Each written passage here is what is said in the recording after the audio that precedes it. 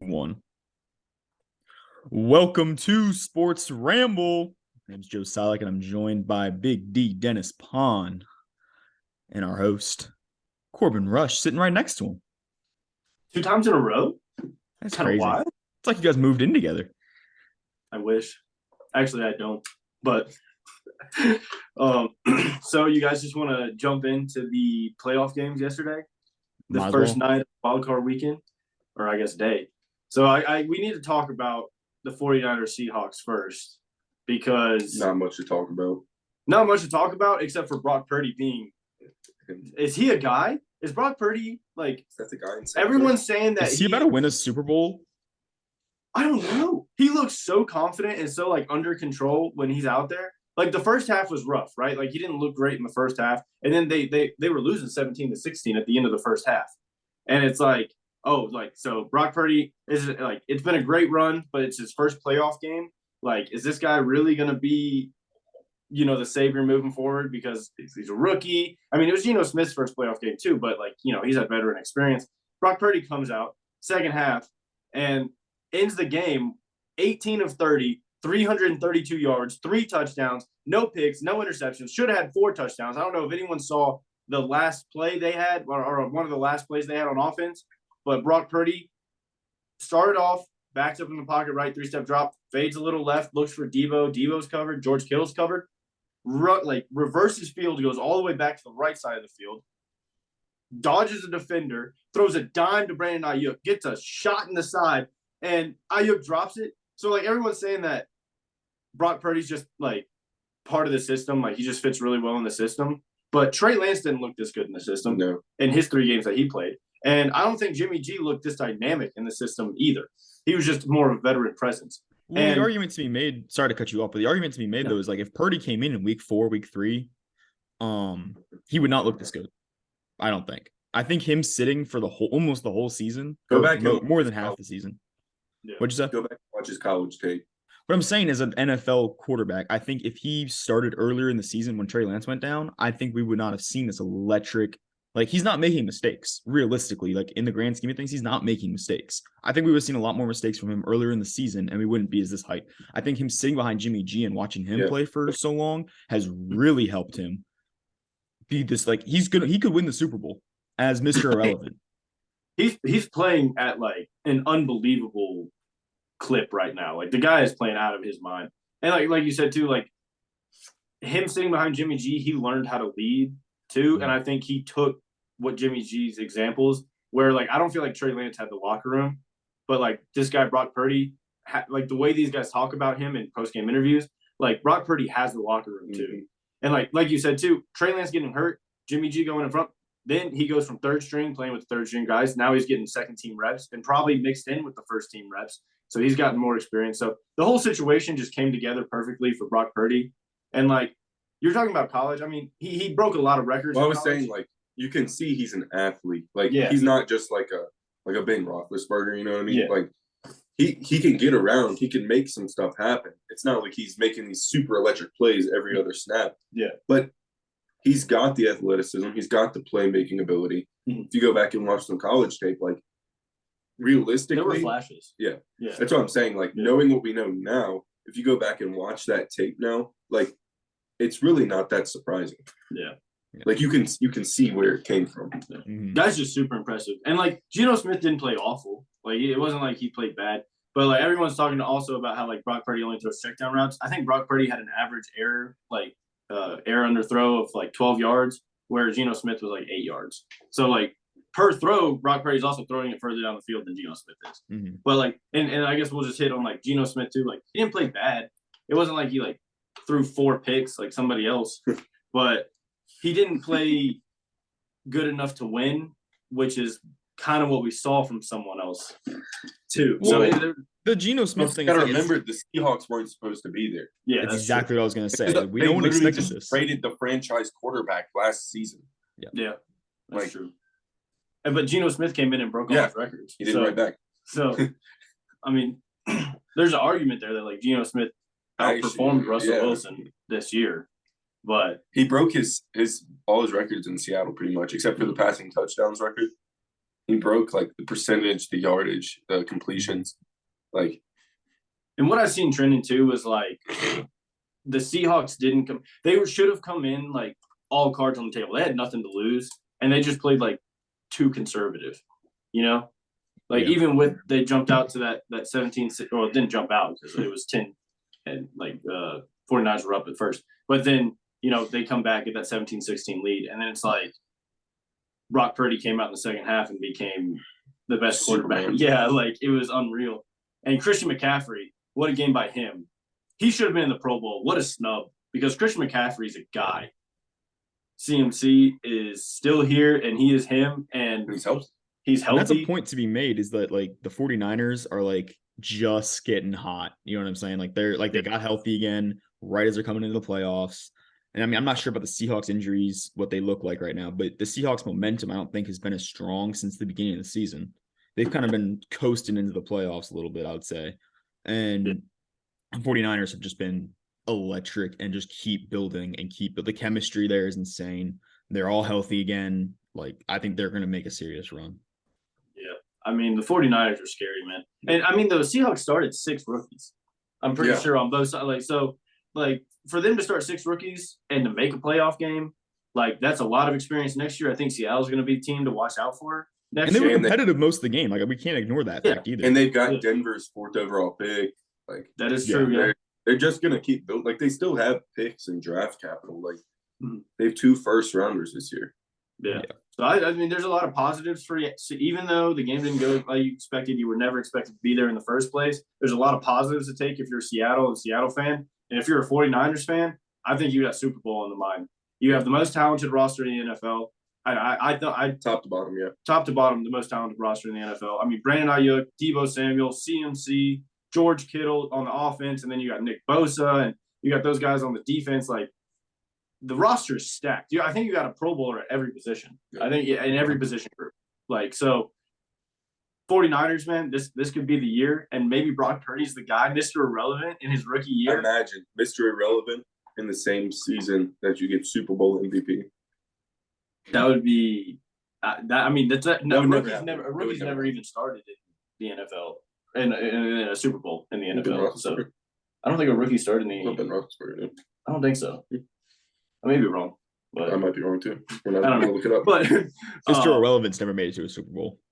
Yeah, especially as a starter. Yeah, especially as the starter. I don't even think they've started as a playoff game before. So yeah, it's crazy, man. All hats off to Brock Purdy. He's playing out of his mind, and like, hey, man, if the system fits you, then run with it. Don't be ashamed of it. You know what I mean? So, but we need to talk about. I mean, that's all I got to say about the 49ers Seahawks game. I don't know if you have anything else you want to hit on. That's about it. But we need to talk about what happened over there in the AFC wildcard game. Let me jump in real quick. Yeah. Nobody makes excuses for Herbie anymore. He's over. Done. It's over. So with that being said, I'm gonna make an excuse for Herbert. Shut the fuck up. The play calling in that second half was the worst play calling I've ever seen in my life. And that's all I'm going to say about that. The execution wasn't great either, but the play calling was horrible. They stopped playing to win and started playing to not lose. Yeah. So, but we're sitting at a restaurant, like grabbing a bite to eat, right? And we look over, and it was like 27-0. I think when we 24-0 when we first looked over. And I literally said, I told Corbin, I said, "Oh, it's only the second half.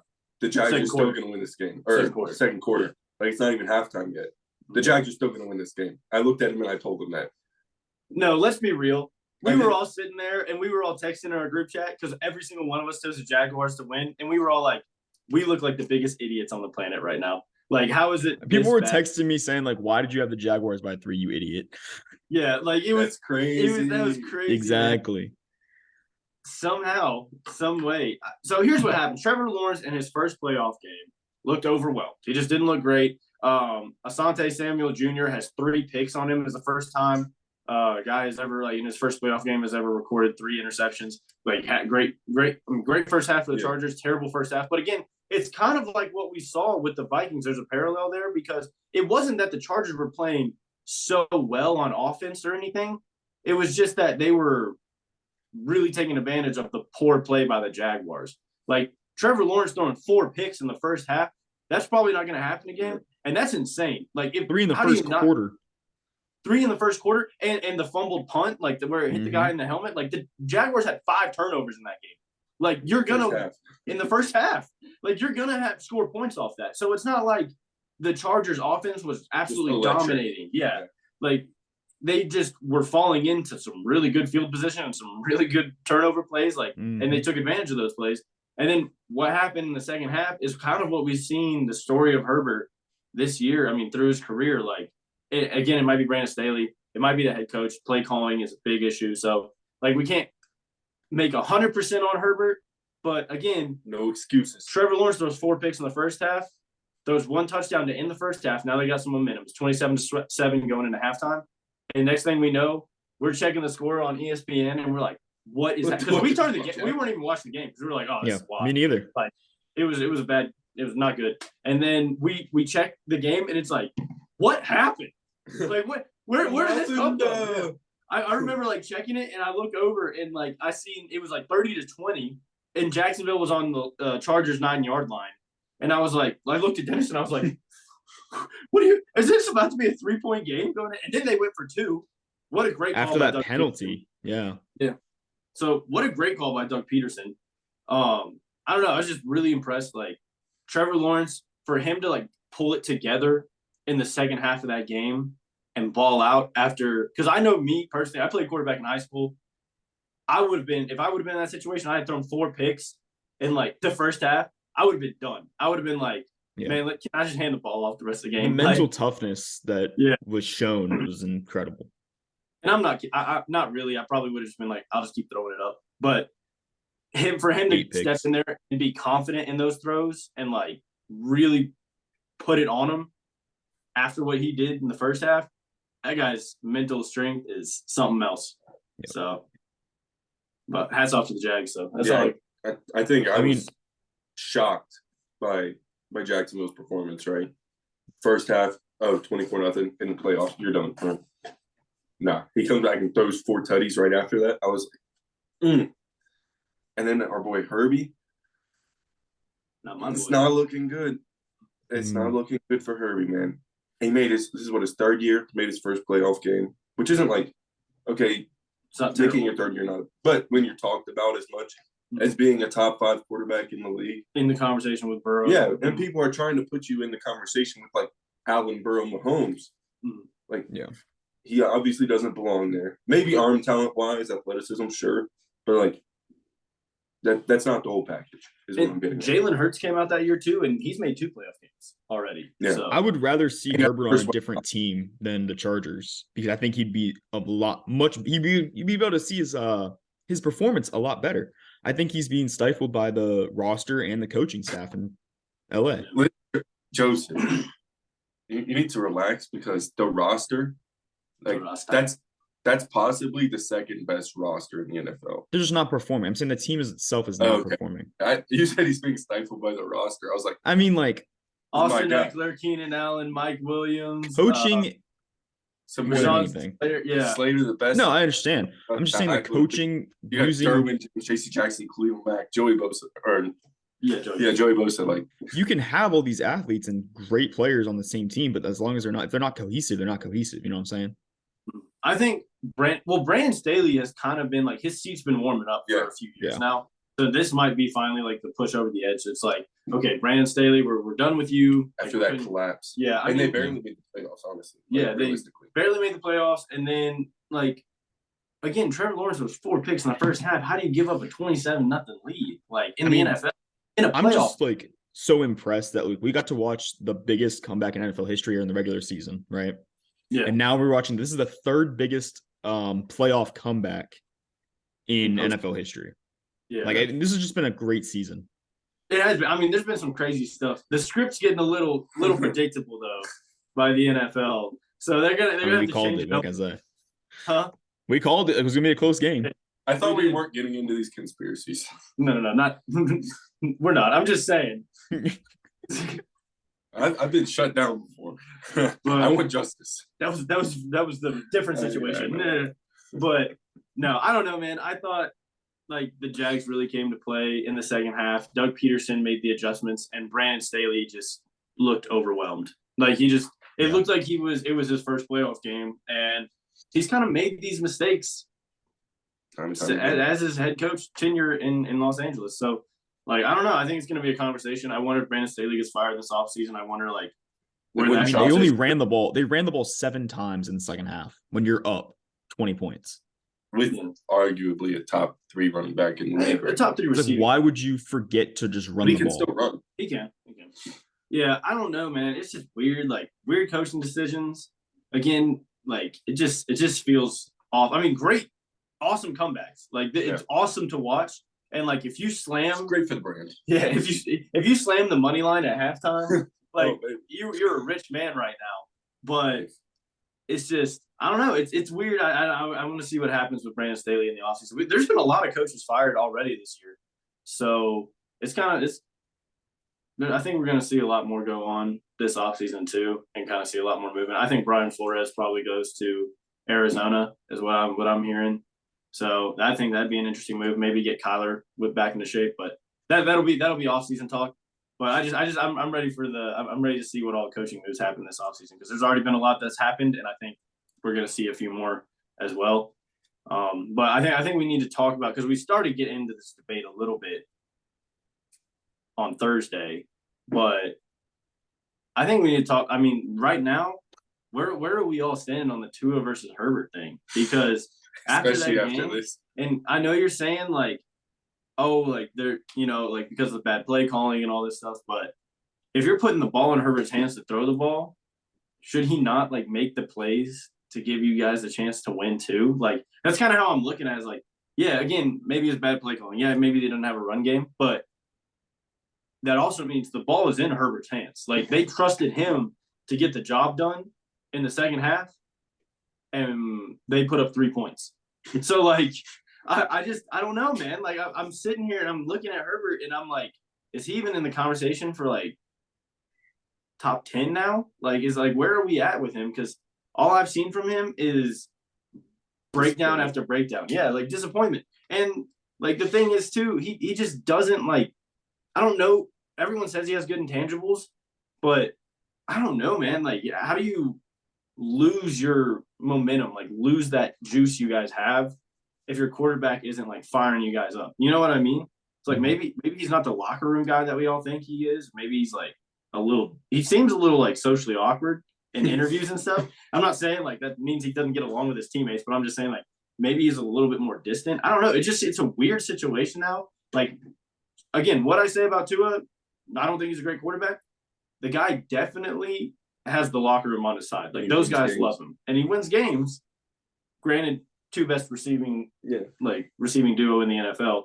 So, but I don't know. That's just kind of how I feel about it. I think there's a serious conversation we need to have this offseason about Tua versus Herbert, and I think the excuses stop now. Like, there's no more excuses for Herbert. If he doesn't win, then he needs to be like criticized heavily for it, because he's really kind of escaped criticism too. So that's just kind of my opinion on what you guys got to say about it. So I'll get after it. And I'm gonna say, actually, the debate should be Hurts versus Tua. You think so? Because Herbert's just so far gone now. Tua still hasn't made a playoff game though. I don't care. He wins games in the regular season.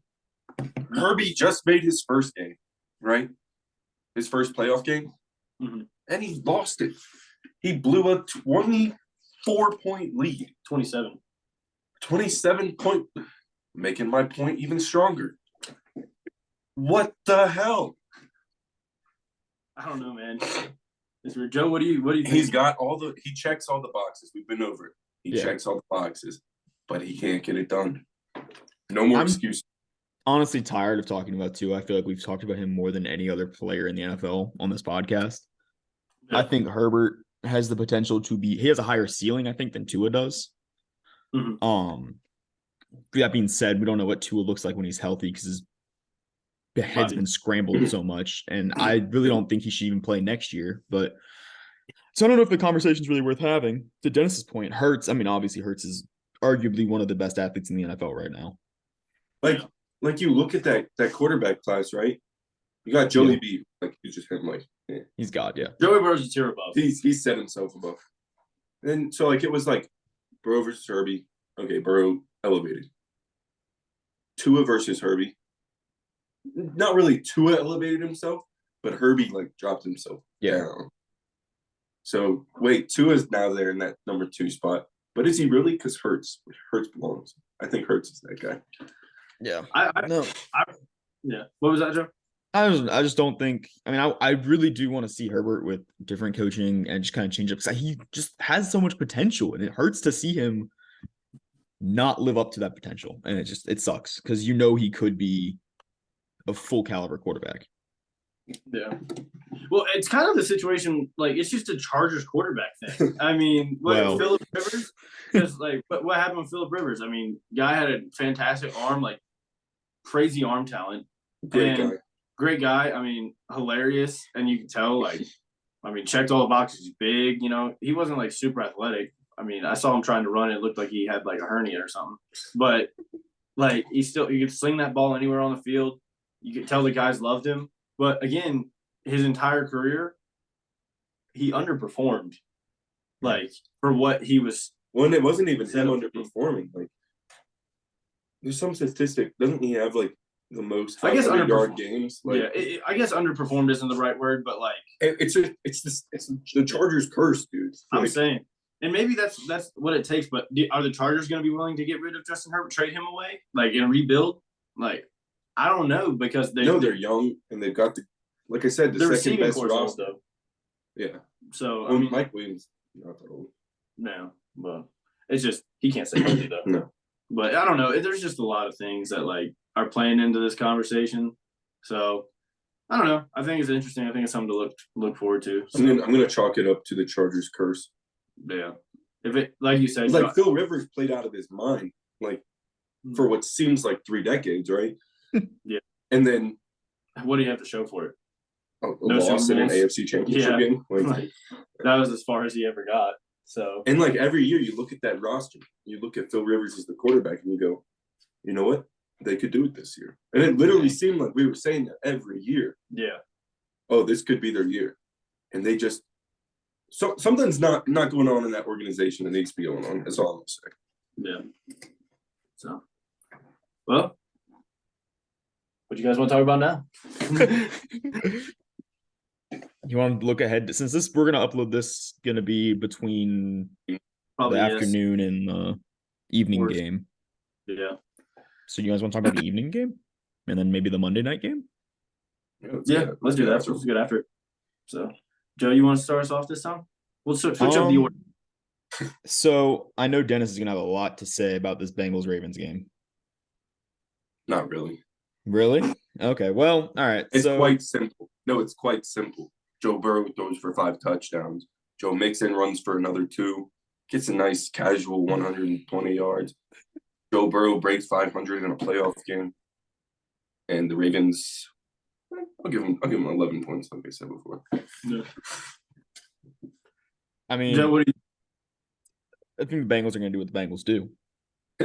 Bengals going to Bengal. The Ravens are stumbling, like crawling into the playoffs. They barely have a leg to stand on, and I mean that. And no not as a shot at Lamar with the way that's torn. What does he have? PCL? Yeah, sprained PCL. Sprained PCL. Almost grade 3. According to him. He's not playing. So you have Huntley and Brown. I think they're going to split snaps tonight. I think that's what I heard. Oh, Lord. Exactly. Exactly. They don't have a Brock Purdy on that team. No, Harbaugh doesn't care.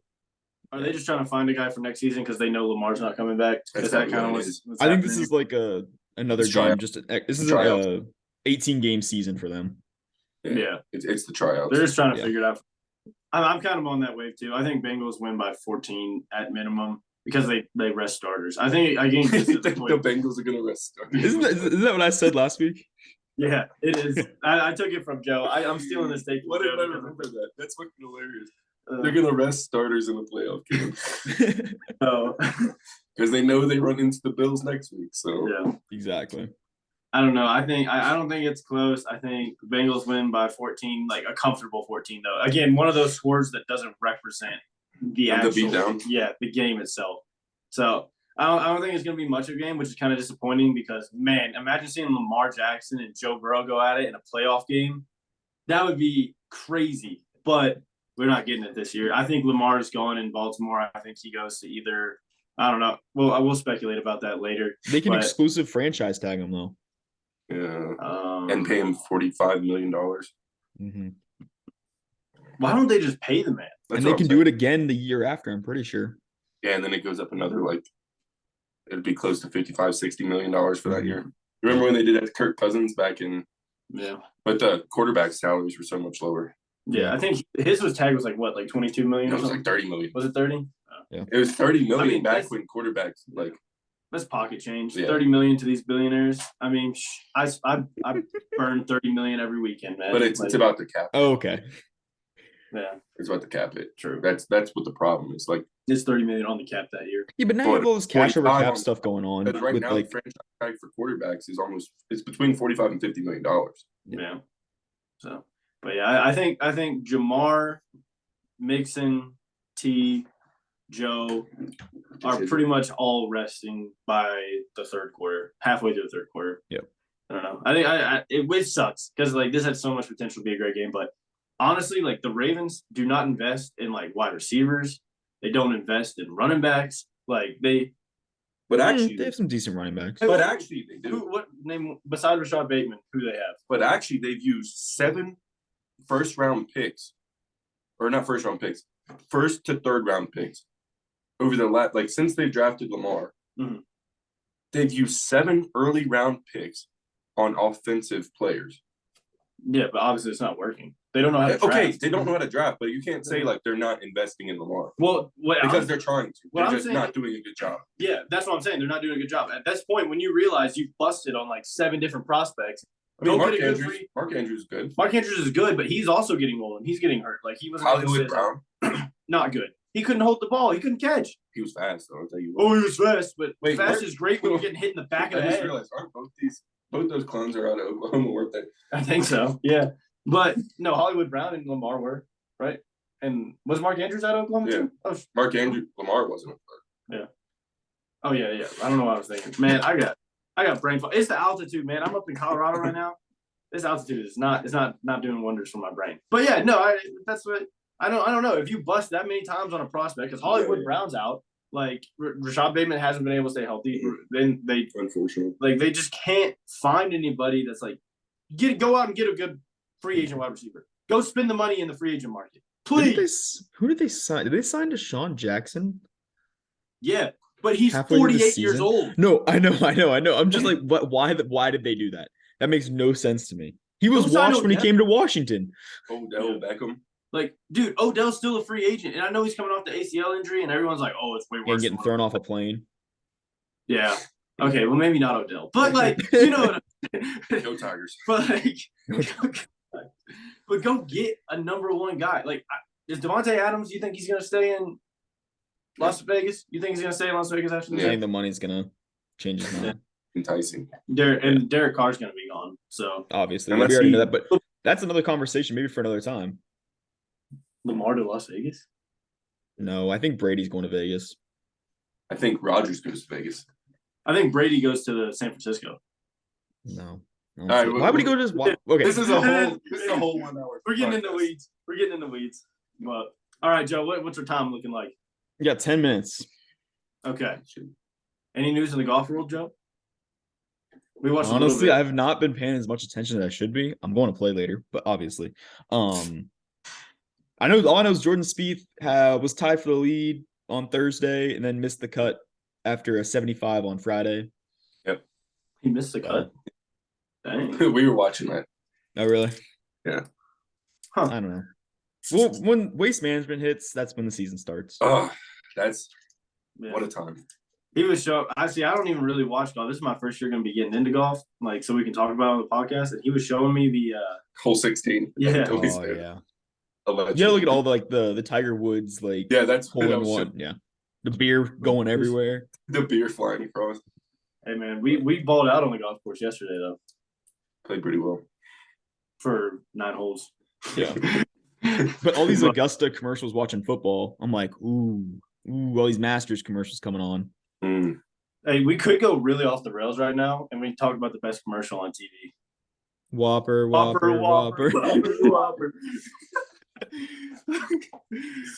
guys want to talk about the Monday night game? Yeah, we can talk about the Monday night game. Because it's like, what'd you say? I said it's too easy. Dive in, Dennis. It's Tampa by 10. Really? Tom Brady has never lost to the Cowboys in 47 years in the NFL. There's a lot of stuff Tom Brady has never done, and he's doing it this season. No, he's not losing he's not going out like that. He's not losing to the Cowboys. He's not gonna take that material away from the country. Like the whole country wants to see them lose, right? Who, the Cowboys? Yeah. Yeah. So Tom Brady's his last game? No. To be fair, his last game, he threw a pick 6 on his last snap in New England. It was the Titans, wasn't it? Yeah. That was a good year. Except for we lost. But yeah, I don't know. I think Tampa Bay. All right, this is gonna be controversial because I just don't know if Tampa Tom has it anymore right now. I think Dallas wins this game comfortably. I think Michael Parsons has himself a day. I think CeeDee Lamb drops 3 passes. Dak Prescott throws 2 interceptions, but Tampa just doesn't have the firepower on offense right now to keep up. The ball. Yeah, they can't run the ball. Their offensive line isn't great. Michael Parsons is a dog. That defensive line for the Cowboys in general, dogs. The linebacking core, dogs. One corner likes to get burned a lot. Actually, he's been better this year. Trayvon Diggs has been a lot better this year. So we'll give him. He's still ball hawks too much though. Yeah, he really tries to bait quarterbacks in the throws, and he gets burned by too much. Yeah, but he did. Last year that was bad, and this year he's cleaned it up a little bit. He's definitely a little bit. Yeah. But I don't know. And then you have Zeke, who's old, but he's a power runner. You have a guy that every time he touches the ball has potential to go make a big play or go get a touchdown. And Tony Pollard. Is he back? I don't know. We need Chew. We need Chew back. Yeah, we need the stat sheet. Yeah. So you got CeeDee Lamb. I mean, arguably a top 10 receiver in the NFL. Michael Gallup, great number 2 receiver. I mean, they're just – and Dak has been disappointing all year, but I just feel like he's going to at least have one good game in his career in a playoff. It's got to happen one time. I see it happening now. I don't think Tampa's defense is absurdly great. I don't think that the pressure is all on Dak right now either because, I don't know. I just think it's all on Tom because, everything coming in right now after a year Tom has had, after off the field issues he's had, all the pressure's on Tom Brady right now. And he thrives under pressure. I'm not saying he doesn't, but if Dak can play loose, then I think Dallas wins this game. I can't bet against Tom in the playoffs, right? I bet against Tom and then on top of that, he's never lost to Dallas. Why would he now lose in the playoffs to Dallas? Because here's the situation. Let me lay it out for you, Dennis. Please. Dallas has not lost 2 back-to-back games all season. They have not lost 2 back-to-back games all season. Dallas has been playing down to lesser opponents every time they play someone with a losing record. The problem is, are the Bucs a good team? Because they have a losing record, but they have Tom Brady. So you don't really know what the Cowboys are even going to be able to because the biggest enigma, it's such a weird situation. Because statistically, the Cowboys should roll Tampa Bay. It shouldn't even be close. Which hurts to say. Dallas is the king of disappointment, though, or underperforming. But yeah, when they underperform, then they play teams like the Vikings and they blow them out. They get competitive in these against winning record teams, and then they lose to Jacksonville when they weren't worth a damn. You know what I'm saying? They lost to Washington in a meaningless game. Maybe that's why. I don't know. But they lost last week, so I think they win this week. I think they win by a field goal, maybe even in overtime. I think Dallas wins by 10 points. I think we see like a. I got Tom Brady by 10. So that's all I'm saying. But I don't know. I'm excited to see it. But if the Cowboys win, do they play the Eagles in the divisional round, or is it? Because I wonder Who's who's the lowest seed? Yeah, It depends on who else. yeah. So also, We'll see. let's talk about that Minnesota game real quick. Minnesota loses. Yeah, I think Minnesota loses. We got 3 minutes left, and I think Minnesota might lose too. Yeah. It'll be a close game. It'll be interesting to watch, I think. But yeah, I think as much as I talked about how we were gonna get it done, no, they're not gonna get it done. How did the NFC East sneak 3 teams in the playoffs this year? It's wild. Almost had all 4. Almost 4, yeah. The NFC East went from like literally the worst conference in the NFL by a wide margin last year to one of the best conferences. No one had a losing record. That's insane. That's just crazy. And then you can't say like, oh, they play each other, so that's why. It's like, well, yeah, they play each other, so that's why they lost. Yeah, that's why they lost. It's crazy. It's just it's a wild year in the NFC. But all right, I think is that all we got to talk about today? I think we're gonna have that's about it. Yeah, I think we had to record at a weird time, so we weren't able to like really dive deep into what we wanted to because we had today's games, yeah. But Thursday we're gonna have a lot to talk about. So make sure you tune in with us then. Thank you guys for stopping by with us today. Make sure you hit that like button, subscribe, leave a comment, hit that notification bell. Let us know what you guys want to see next. Stop with us next time. Peace.